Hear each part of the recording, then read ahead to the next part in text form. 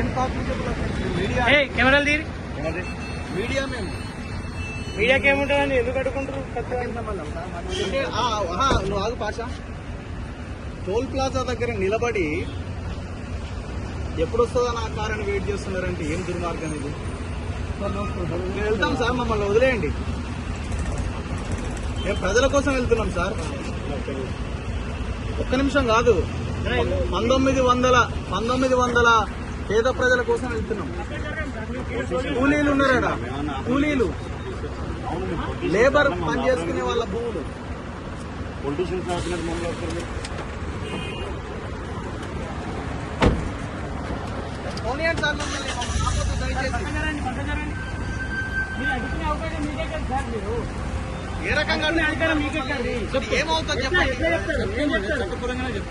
Highway ఏమన్నా మీద మొత్తం ఎట్లా ఆపుకుంటారు? పక్క జరగండి సార్, ఫస్ట్ పక్క జరగండి సార్. ఫస్ట్ ఏం చేస్తారు?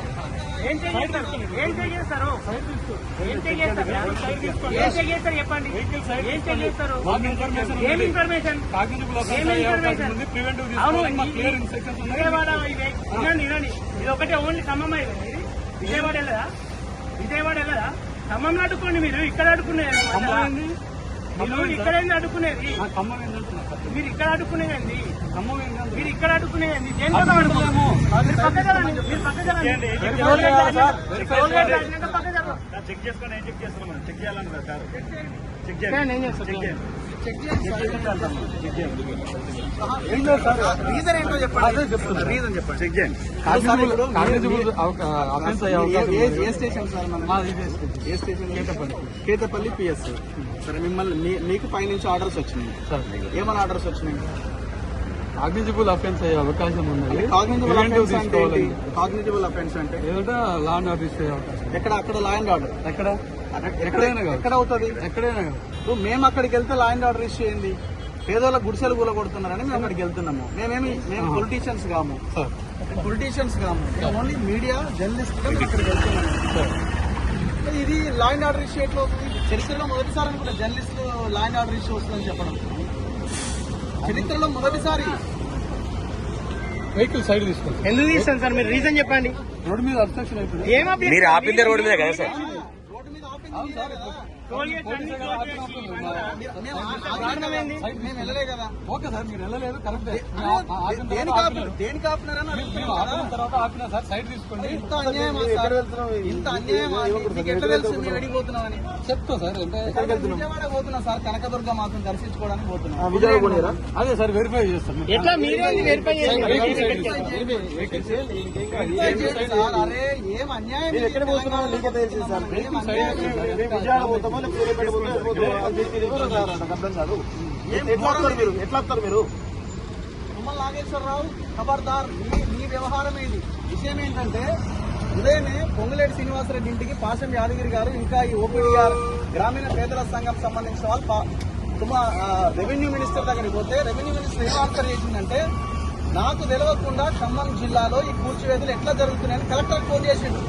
రియల్ ఎస్టేట్ మాఫియా తోటి, దొంగలతోటి కలెక్టర్ కుమ్మక్కైంది. ఇక్కడ తుమ్మల నాగేశ్వరరావు కుమ్మక్కైంది. ఇక్కడ చరిత్రలో, తెలంగాణ చరిత్రలో లేదు మీడియాని అడ్డుకొని మీ వల్ల లా అండ్ ఆర్డర్ ఇష్యూ వస్తుందని చెప్పడం.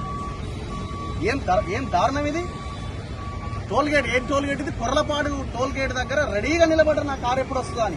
వచ్చా అని 10 మంది పోలీసులు ముందుకు వచ్చారు. ఏం ఘోరం ఇది?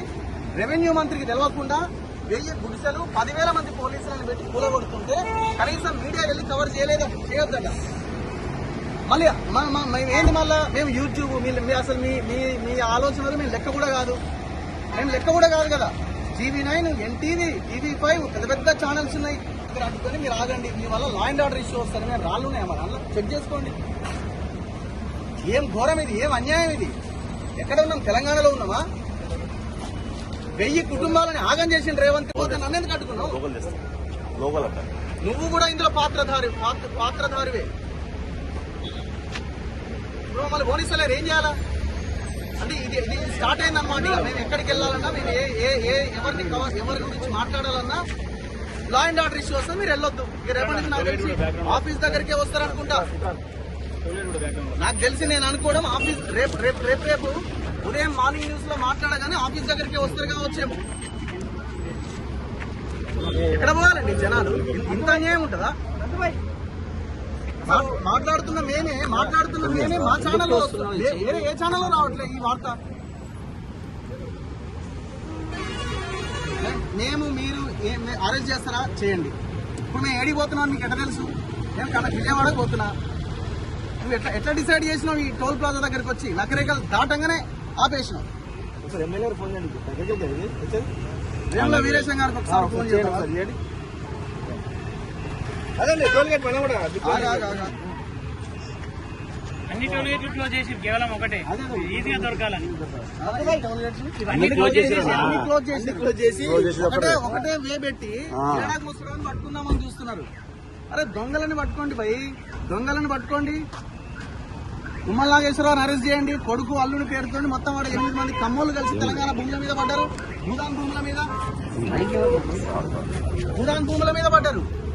అరే 1954 పహానీలు ఆ భూములు భూదాన్ భూములు అని చెప్తున్నది. భూదాన్ యజ్ఞ బోర్డు 62 ఎకరాలు ఆ పేదలకు ఇచ్చేసింది ఇళ్ల స్థలాలు. రెవెన్యూ వాళ్ళు వాళ్ళకి కేటాయింపు చేసి లేఅవుట్ చేసి మొత్తం ఇవ్వాల్సింది పోయి 10 ఏళ్లుగా గుడిసెలేసుకున్న వాళ్ళని అన్యాయంగా రోడ్డు పాలు చేస్తున్నారే. అసలు అక్కడ తప్పే జరుగుతలే అన్నప్పుడు రేవంత్ రెడ్డి నువ్వు ఇంత పెద్ద మొగోనివని నేను అనుకోలేదు నాయన. ఇంత పెద్ద దార్కాడు అని నేను అనుకోలే. నువ్వు మమ్మల్ని అడ్డుకుంటే ఏమొస్తుందా బాబు? పొంగులేటి శ్రీనివాసరెడ్డి తెలవకుండా జరుగుతుందా రెవెన్యూ మంత్రికి? రెవెన్యూ మంత్రి అంటున్నాడు అక్కడికి వెళ్ళిన వాళ్ళ కలెక్టర్ కాన్ఫిడెన్స్ కలుపుతా అంటున్నాడు కలెక్టర్. లేదు సార్ మీకు గతంలో 6 నెలల కింద చెప్పినాం అంటున్నట. మరి ఇప్పుడు చెప్పాలి కదా, 6 నెలల కింద ఎట్లా చెప్తామనంటే సైలెంట్ ఉన్నాడు, మాటలు లేవు. ఇప్పుడు మొత్తం పోలీసులు మీరు ఏం చెప్పండి, ఇక్కడ ఎంతసేపు ఆపుతారు చెప్పండి, మీరన్నా చెప్పండి. అందరూ అన్నం పెడతా అంటారు కానీ సాయంత్రం 6 దాకా ఉంచుకొని పంపిస్తున్నాం.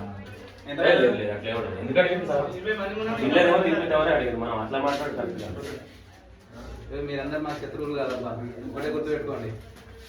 ఆఫీసర్లో ఇన్స్ట్రక్షన్ తీసుకొచ్చి కూర్చోబెట్టాం అంతే.